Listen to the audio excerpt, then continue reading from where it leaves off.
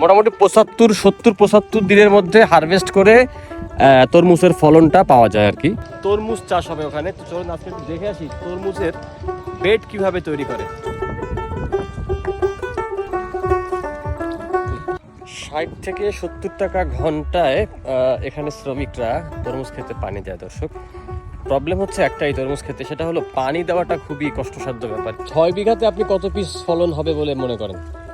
9000 piece. 9000 piece. তাতে এক পিসের সাইজ এভারেজ কেমন হতে পারে? সর্বনিম্ন টোটাল 5 বিঘা। 8 কেজি।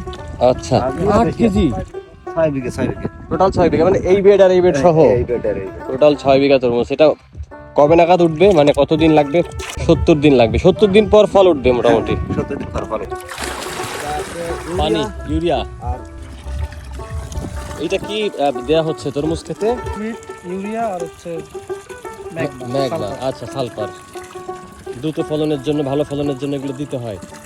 মোটামুটি 75 দিনের মধ্যে হারভেস্ট করে তরমুজের ফলনটা পাওয়া যায় আর কি।